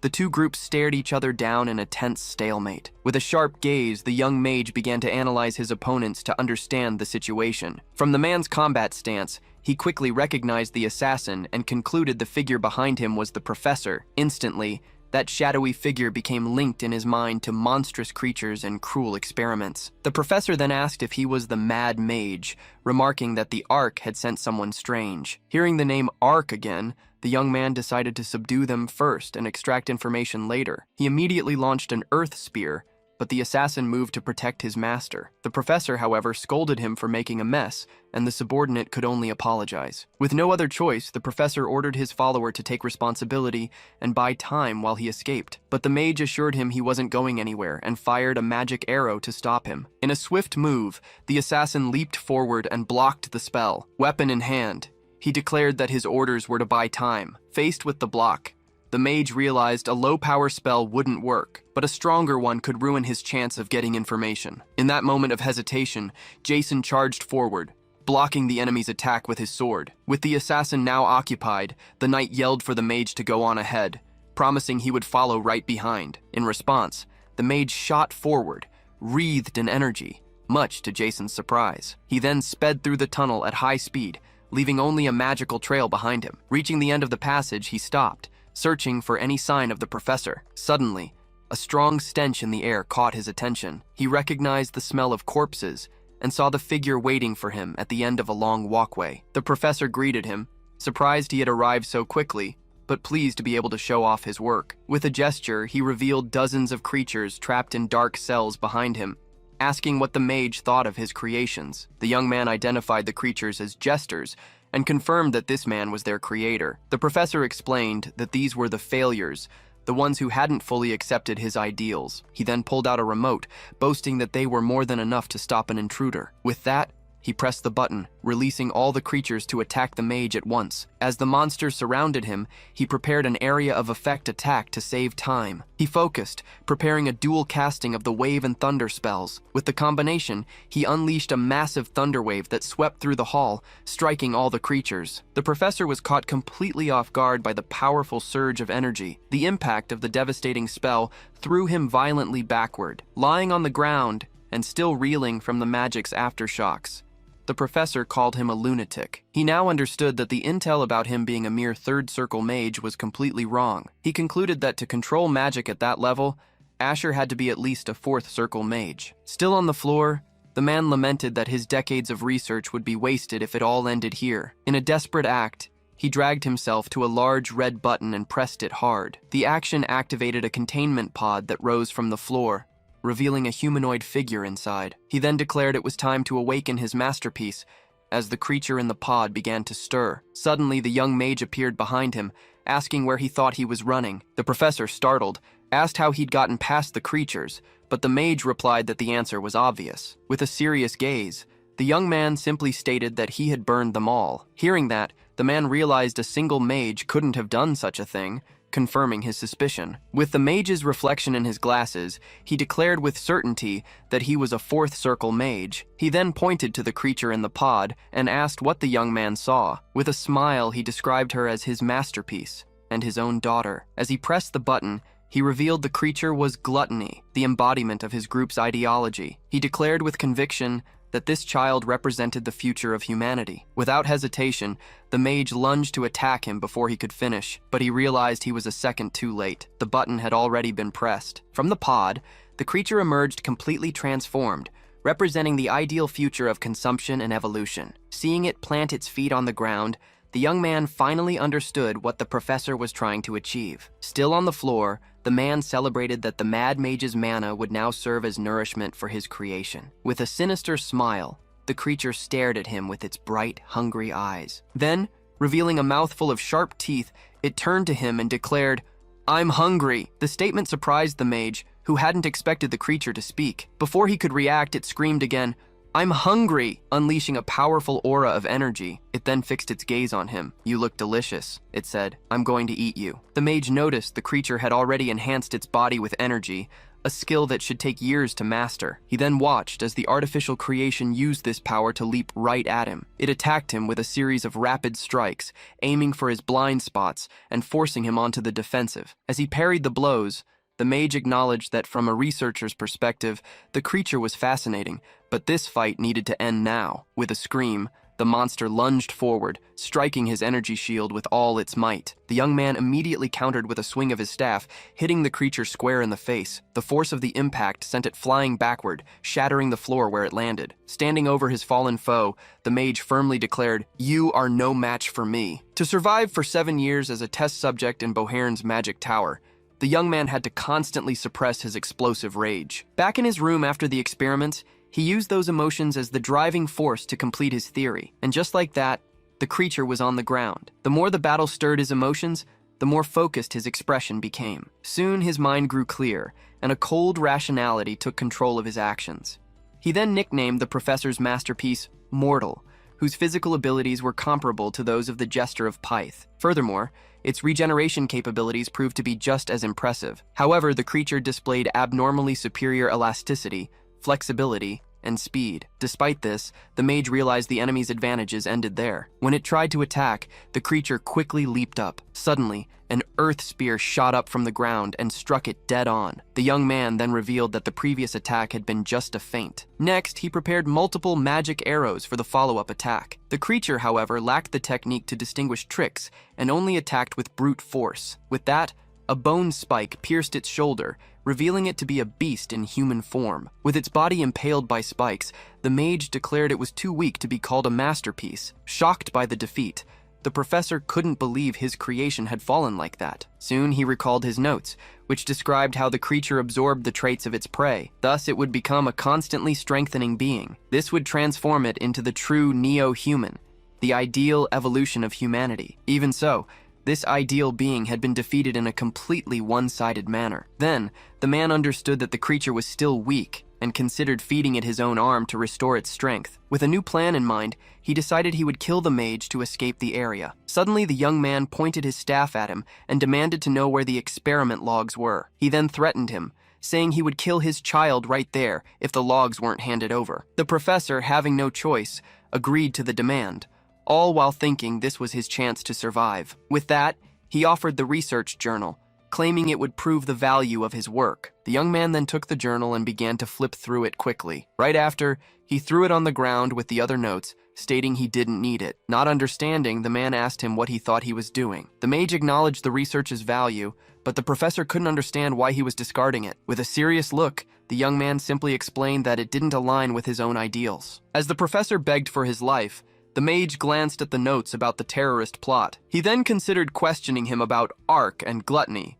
but quickly changed his mind. As soon as he heard Jason approaching, the mage decided he needed to end things to avoid complications. With that, he declared it was time to disappear, as the professor pleaded for one more chance. Without hesitation, he activated the Ignite spell, and the man was completely consumed by the flames. Right after, the knight arrived on the scene and asked if Sir Asher was all right. Facing the bonfire, he confirmed he was safe and asked him about the assassin. Jason then bragged about landing a solid hit, assuring him the enemy must be in much worse condition. Reading a document, the mage understood from the evasive answer that the target had escaped. At that moment, he realized the document in his hands was actually a map. As the knight asked what was burning, he noticed the terrain on the map was near Martes. His attention then turned to a red mark indicating a specific location on the map. Suddenly, he felt a sharp pain in his head and buckled from the impact. With the sudden pain, he recognized the symptoms of mana exhaustion and decided to head back for now. A few days after the professor's subjugation,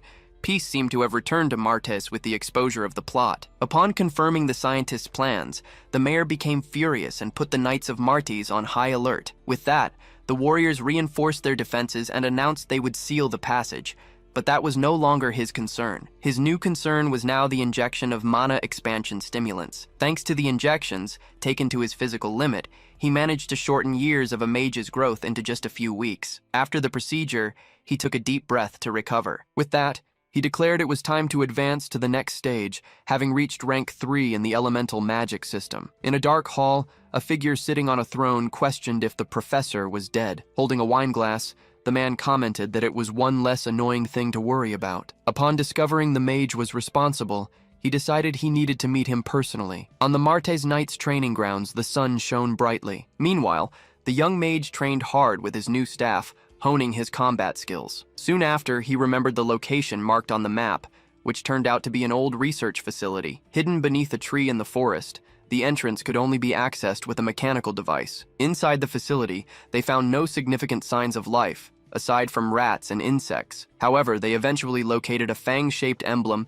and the hide of a mahbat, known for its high durability. Despite the search, no information about the arc or gluttony groups was found at the site. Still, the sorcerer felt satisfied for having obtained the valuable mahbat hide and preventing a catastrophe in Martes. Suddenly, a knight approached and informed him that the mayor was looking for him. At the mayor's office, the city's leader thanked him, acknowledging the enormous debt he owed him. He then explained that, thanks to the discovery of the plot, they managed to capture the remnants of the faction hidden within the city. He then asked for his understanding in keeping his contribution a secret, and the mage agreed to avoid panic. And so, he reflected on the importance of building his reputation to earn money and experience. By being recognized as the hero who saved the city, he hoped to get more opportunities, like the one he had in the Pyth territory. With their conversation over, the mayor invited him to come along, revealing the real reason for keeping the incident a secret. The man then guided him to a vault that stored rare items purchased by the city or confiscated from criminals. Upon entering, the place was revealed to be the vault of magical items, and the young man observed everything with curiosity. As a reward, the mayor offered him any item of his choice, explaining this was the true compensation for his efforts. The first option was a skillfully forged mithril sword, designed to be easily imbued with mana. Additionally, the vault was filled with high-quality weapons and magical artifacts, and the mayor encouraged him to take his time choosing. He then understood that while there were many chances to build fame, opportunities like this one were rare. With that, he asked for permission to appraise the equipment, and the mayor agreed, impressed by his ability. The first item he appraised was a sprout staff, which only offered minor bonuses. Next, a magic cloak also proved to be inferior to what he already owned. Furthermore, a recovery ring proved useful, but not enough to justify swapping his gear. As he considered his options, a subtle glint in a display case caught his eye. Approaching it, he picked up an unknown ring with a green gem in the center. However, the item didn't react to his appraisal,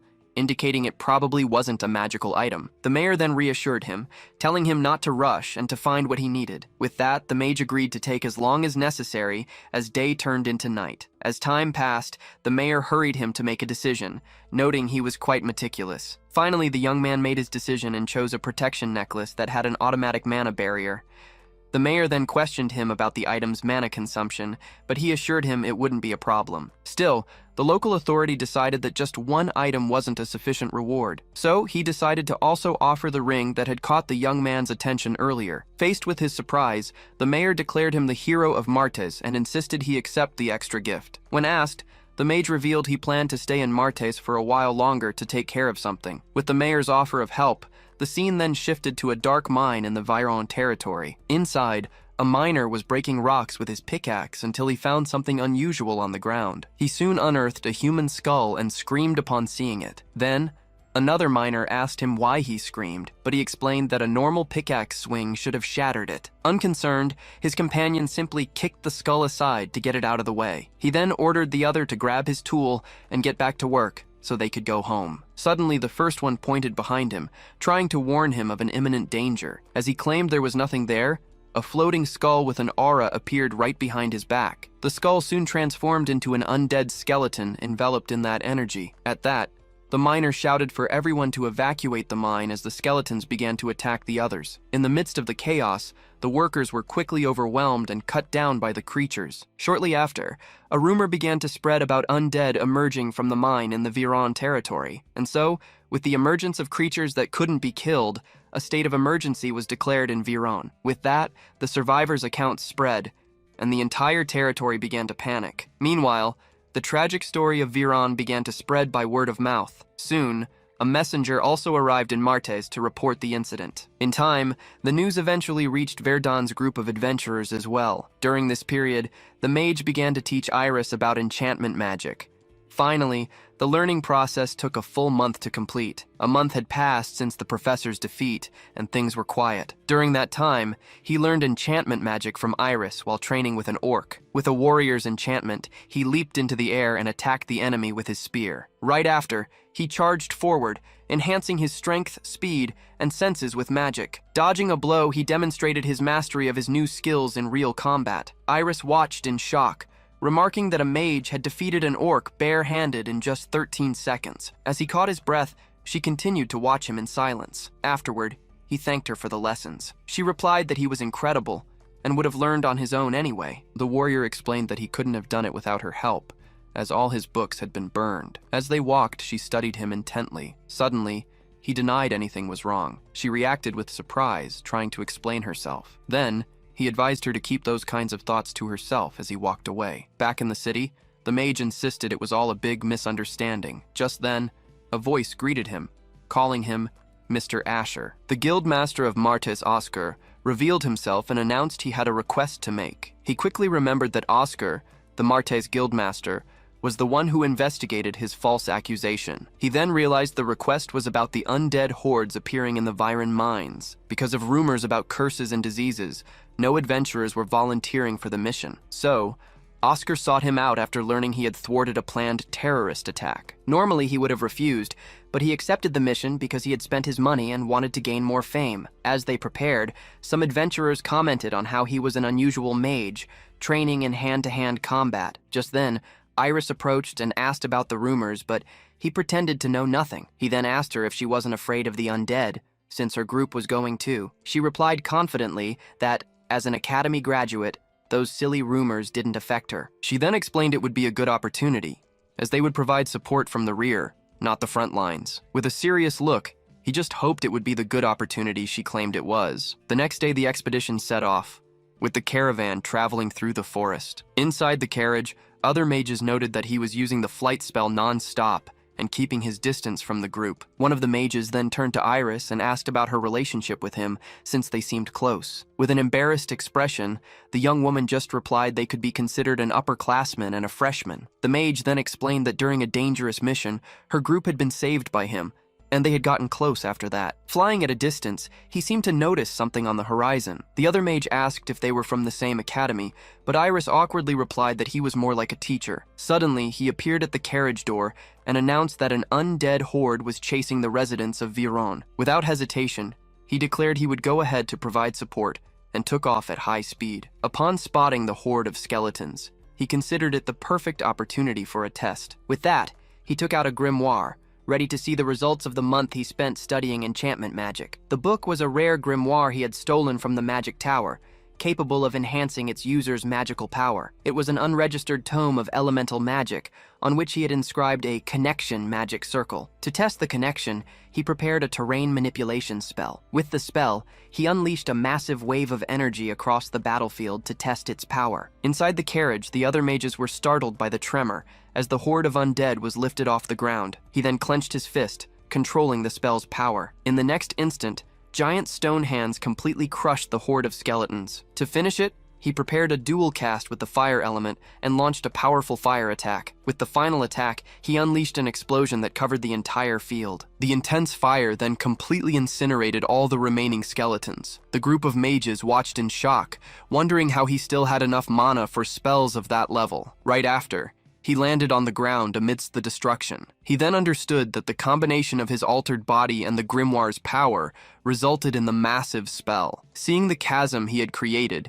he concluded that all the time he had invested had not been in vain. Meanwhile, Iris watched him from afar, realizing his skill level was already far beyond that of a 4th-level mage. Suddenly, a skeletal hand appeared from behind and grabbed the mage's shoulder. A larger skeleton then pinned her from behind, making her scream from the surprise attack. In that same instant, a muscular man appeared and cut down the enemy with a single blow from his cleaver. Iris and Loke watched the newcomer in silence, not understanding what had just happened. The stranger then held up a necklace with the number 2 and questioned the situation. At the same time, another man was searching for his prey, a platinum armor user with an axe. The brute then turned to the group and asked why everyone was so quiet. He repeated his question about his prey and was identified as Galliarch the Butcher. The mage then informed him that if he was referring to the undead, they were already all dead. The hunter reacted with disbelief, questioning how dozens of creatures could have been eliminated like that. He then remembered the report on the horde and found it strange that they had all been exterminated without a single injury. His gaze then turned to the young man, as he wondered if he had done all of this alone. With that, Galliarch approached and asked him directly if this was his work. The young man faced him with glowing eyes and challenged back, asking what would happen if it was. The brute then explained he had been hired to hunt those undead, and that he had stolen his prey. In a tense confrontation, the man accused him of interfering with his job. With both of them enveloped in their auras, Galliarch declared that he would have to pay for this. Floating in the air, the young man curiously asked what the equivalent price was. Galliarch then noticed that he had created some distance, taking a mage's combat stance. Though he didn't understand, the young man stared at him seriously.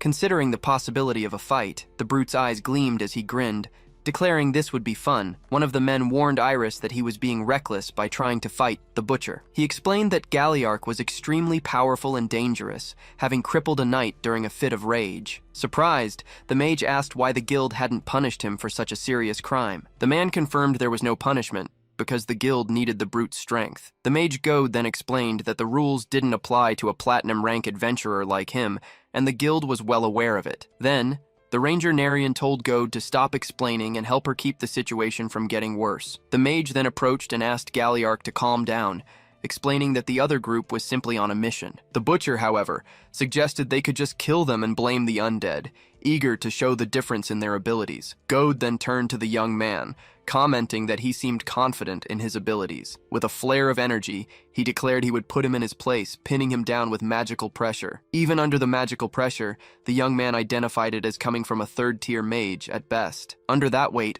he realized the technique was just a release of raw mana affecting everyone in the area. His eyes glowing, he prepared to counter the force being exerted on him. In the next instant, he broke through the magical pressure with ease and knocked out Goad with a single move. The brute watched in surprise, acknowledging that the mage wasn't weak. He concluded the young man was stronger than he'd thought and asked for his name. His eyes still glowing, he simply replied that his name was Asher. With a smile, Galliarch bid him farewell, saying he'd see him in Viron. The confrontation with the Butcher's group ended faster than expected. Tasked with protecting the survivors, Martys's team was delayed in reaching the Viron territory. After the conflict with the Platinum rank adventurer, the young man realized he had gotten on the group's bad side. The next day, the Lord of Viron, Farnad van Viron, thanked everyone for answering his summons. He then announced that Viron's troops would march to the mines immediately. The objective of the mission, with the support of the Moon's Order, was to exterminate the undead army that had emerged. With Galliarch's group also present, he concluded his speech by hoping no lives would be lost. With Martys's dispatch team ready, he gave the order for everyone to move out. As they prepared for battle, the Butcher approached and asked the young man if he was nervous. A companion advised him not to fight, but he replied that he would only react if provoked, and told them to focus on the battle. At the signal, the undead horde charged the troops, and the battle began with a massive explosion. Then, a commander ordered everyone to aim for the enemy's heads to ensure their destruction. He also warned that the bodies would regenerate if hit anywhere else, as he called for ranged support. Suddenly, a blood golem emerged from the horde, and a cleric ordered everyone to fall back to avoid being crushed. The priest repeated the warning, explaining that ordinary swords were useless against the creature. Without hesitating, the brute leaped over the troops and advanced alone against the Colossus. He faced the monster, identifying it as a blood golem. Declaring it was a perfect warm-up, he charged forward to attack with his bare fists. His strike hit the creature with a powerful, fiery impact. However, the golem's body absorbed the attack without taking any apparent damage.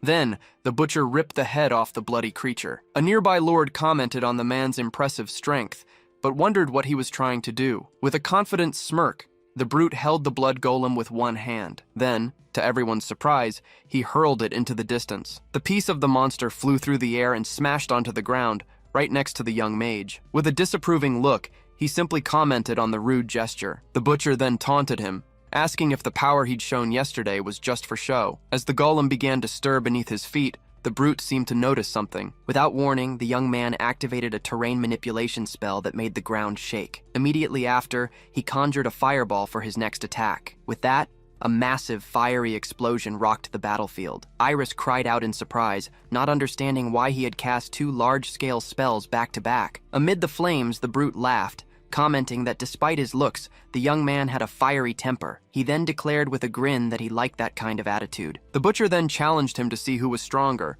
but the young man simply replied it was a shame he wasn't caught in the blast. With that, he proposed a competition to see who could defeat more undead and leaped into the middle of the horde. As a result, the subjugation force reached the Viron mines with fewer casualties than expected. Due to the limited space, only a select group of warriors was chosen to enter the mine. Inside, the brute praised him for the fight, but the young man simply asked him not to act so friendly. From a distance, the mage Gode watched the scene, not understanding the Butcher's interest in the boy. He then recalled being easily knocked out by the caster's mana pressure. At that moment, Gode remembered successfully using his own mana pressure. Even so, the memory of that mage's glowing eyes and serious expression came to mind. In an instant, he had been completely suppressed by the other's mana with stunning ease. He concluded that, although they were on the same level, the boy was definitely hiding something. At the entrance to a deeper tunnel, one of the leaders announced that the Viron garrison would wait outside. The selected group then gathered at the entrance, receiving well wishes for their mission. Up at the vanguard,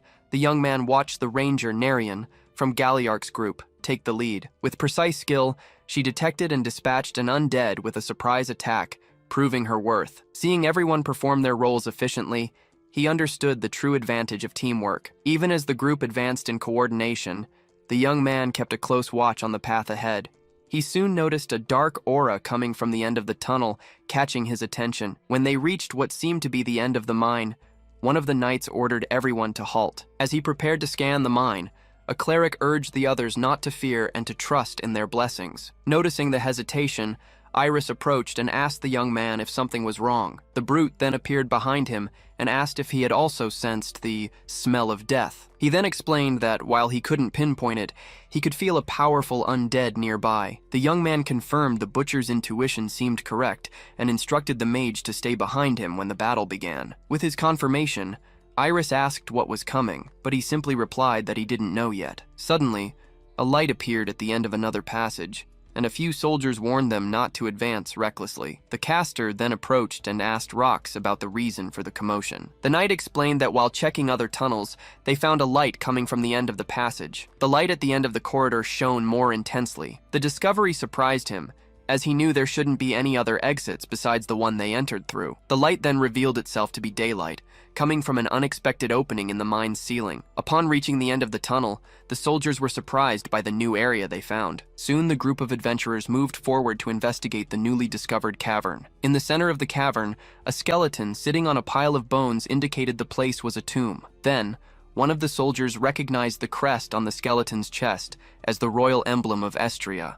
In that instant, Asher remembered his identity was being concealed, and that this land was the Duchy of Riviante. Since the Duchy of Riviante had declared independence from the Kingdom of Estria, it was strange to find remnants of the old kingdom there. Shortly after, the mage Gode questioned the presence of such signs, unless the place wasn't what everyone thought it was. With this discovery, he felt determined not to be embarrassed again, as his specialty was gathering information. On the other hand, the Butcher Galliarch simplified the situation, stating they just needed to eliminate the creature to solve the problem. In response, Gode himself offered to take care of the undead, surprising the warrior with his initiative. He then explained there was no need to bother the brute, and that he would handle it alone. With a firm command, the sorcerer ordered the clerics to begin the purification ritual. At that moment, Asher understood that since the creature was a death knight, they could weaken it with purification. As the sacred light enveloped the skeleton, it remained motionless and silent. Suddenly, a shower of rocks fell from the ceiling,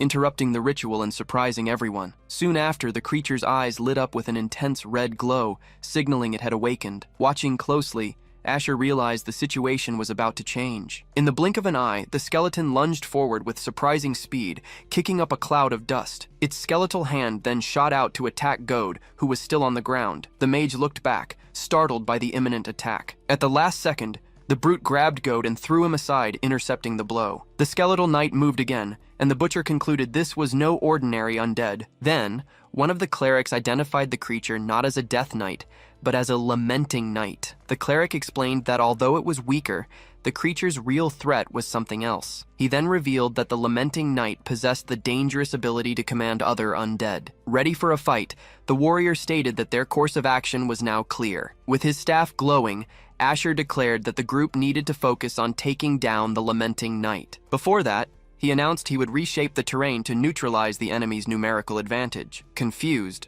Iris watched him as the ground began to tremble beneath their feet. As the tremor intensified, the young woman shouted, asking what he was doing. The brute then taunted him, asking if he was trying to claim the entire enemy for himself. In response, Asher told them to think rationally, as there would be plenty of enemies for each of them down below. Assured there would be more than enough to fight, the butcher readied himself for combat. Meanwhile, the rest of the group faced the dark mages, and the strategist announced he would handle the main target. At the same time, the brute and the clerics positioned themselves to face the giant skeletons that had appeared. Alone on another part of the battlefield, Asher slowly approached his opponent. Finally, he came face to face with the lamenting knight. The wailing knight then raised its sword, ready for combat. Immediately after, the creature charged forward at high speed, while the mage prepared his attack. With that, he conjured multiple fire arrows that flew towards the skeletal knight. The fire attack was a strategic choice, since the undead are weak against that element. Even engulfed in flames, the enemy remained standing, so the caster decided to intensify his next attack. Furthermore, he used a dual cast to prepare a new, more powerful spell. Next, a volley of heatwave arrows was fired toward the opponent. The creature, however, blocked the attack with one hand, surprising everyone. Seizing the opening, the young man prepared a fire lance for a direct attack. The spell then struck the knight's chest with a piercing impact. The attack left a hole in its body, but the skeleton showed no signs of damage. In the next instant, the opponent counterattacked by throwing its sword. With the counterattack, the sorcerer understood that a poorly executed block could shatter his mana barrier. The creature's downward strike left him completely open for the next attack. As a last resort, he prepared a combination of Winter Wave and Burst spells. With a dual cast, he unleashed a powerful Glacier's Breath that froze the knight. He then decided that if fire didn't work, he would crush it with raw mass. Focusing his mana, he prepared a triple cast of Earth Lance for the next attack. The attack then struck the opponent's head squarely. Suddenly, the creature began to release an aura of energy while muttering that it needed to go back. The mage then watched in surprise as the knight dodged his attack. In the next moment, he noticed the creature's appearance had completely changed. Suddenly, he felt his mana drain away, realizing this was the worst possible moment for that to happen. As the enemy moved away, he knew he would be defeated if the fight continued like this. At the last second, the warrior appeared and landed a powerful punch on the creature. Covered in blood, the fighter declared he wouldn't let anyone steal his main course. Elsewhere, a lich's head fell to the ground, defeated. Immediately after, one of the soldiers crushed the skull with his foot. A commander then observed the group, commenting that surviving against 3 liches was only possible thanks to Narian. Gode then complained to the commander for giving all the credit to Narian,